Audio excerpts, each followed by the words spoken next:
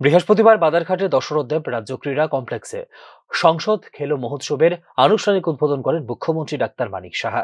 এদিনের অনুষ্ঠানে অংশগ্রহণকারীদের এবং অন্যান্যদের উদ্দেশ্যে ভাষণ দিয়ে খেলাধুলার গুরুত্ব তুলে ধরেন মুখ্যমন্ত্রী ডাক্তার মানিক সাহা। খেলাধুলায় যত বেশি যুক্ত থাকা হবে, তত বেশি দূরে থাকা যাবে মাদক থেকে। ত্রিপুরায় মাদকের বাড়বাড়ন্তের পেছনে রয়েছে আন্তর্জাতিক ষড়যন্ত্র। মাদকের হুমকির বিরুদ্ধে লড়াইয়ে হাত মেলাতে হবে সবাইকে বলে দিনের অনুষ্ঠানে উল্লেখ করেন মুখ্যমন্ত্রী ডাক্তার মানিক সাহা। আলোচনা আমাদের সামনে রেখেছেন। আমাদের মাঝে উপস্থিত আছেন এখানে শ্রী টিঙ্কু রায় মহোদয়, honourable minister youth and sports এবং অন্যান্য দপ্তরের। উনি ওনার স্বাগত ভাষণ এখানে রেখেছেন। এখানে উপস্থিত আছেন অনারেবল মেয়র আগরতলা মিউনিসিপ্যাল কর্পোরেশনের শ্রী দীপক মজুমদার মহোদয়, এবং এখানে আজকে যে সভাপতিত্বেই এই অনুষ্ঠান হচ্ছে যিনি ইনচার্জ পশ্চিম ত্রিপুরা জেলা পরিষদের সভাধিপতি শ্রী বিশ্বজিৎ শীল মহোদয়, এই এলাকার অত্র এলাকার যিনি মাননীয় বিধায়িকা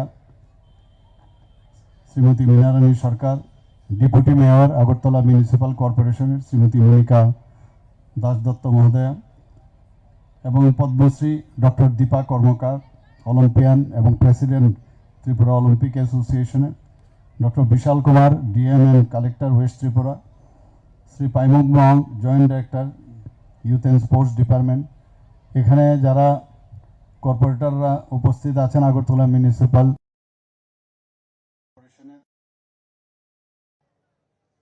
জনপ্রতিনিধিগণ আছেন, এবং বিশেষ করে যারা স্পোর্টস পার্সোনালিটিসরা এখানে উপস্থিত, এবং আমার প্রিয় যারা স্টুডেন্টস দেশ তথা রাজ্যের গ্রামীণ এলাকার ক্রীড়া প্রতিভাকে সামনের সারিতে তুলে আনার উদ্দেশ্যে এই ধরনের কর্মসূচি বলে জানিয়েছেন মুখ্যমন্ত্রী ডাক্তার মানিক সাহা।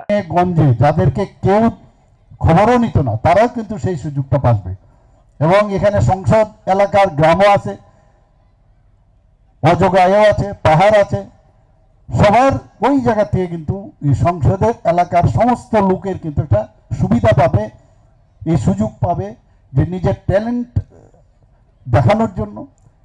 আর যেটা মাননীয় প্রধানমন্ত্রীজি বলছেন যে এখানে ঘোষকও বলছিলেন যে সবসময় জিততে হবে, সেরকম না। জিততে গেলে তুমি যদি জিতলে তো ভালো, হারলেও কিন্তু তুমি শিখবে। এই যে একটা সুন্দর একটা মেসেজ উনি দিয়েছেন, এবং সব কিছুই স্পোর্টিংলি যে নেওয়া এবং এর থেকেই শেখা।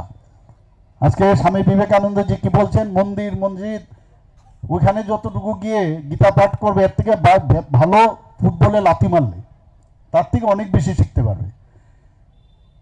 মানে কিরকম দার্শনিক এবং কোন চিন্তাধারায় বলছেন যে কাজ করো, কর্ম করো, ফুটবলে লাথি মারার বিষয় না, বলছেন যে কাজ করে যাও, কাজের মধ্যে দিয়ে কিন্তু তুমি আলটিমেটলি তোমার যে গোল সেটা পাবে।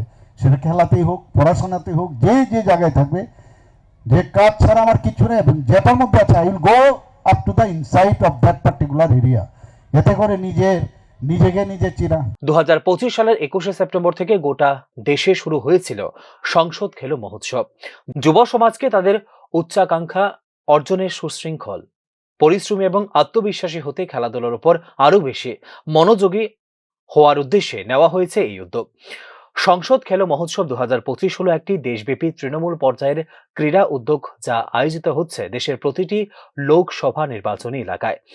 প্রধানমন্ত্রী মোদীর ফিট ইন্ডিয়া এবং খেলো ইন্ডিয়ার দৃষ্টিভঙ্গি দ্বারা অনুপ্রাণিত হয়ে এই কর্মসূচির লক্ষ্য হলো স্থানীয় ক্রীড়া প্রতিভা চিহ্নিত করা এবং একই সাথে তরুণদের মধ্যে ফিটনেস, শৃঙ্খলা এবং দলগত কাজকে উৎসাহিত করা। দশরথদেব স্পোর্টস কমপ্লেক্সে অনুষ্ঠিত এই সংসদ খেলো মহোৎসবের বিভিন্ন ইভেন্টে অংশ নিয়েছেন রাজ্যের বিভিন্ন গ্রামীণ এলাকার প্রতিভাবান খেলোয়াড়রা। Report news now.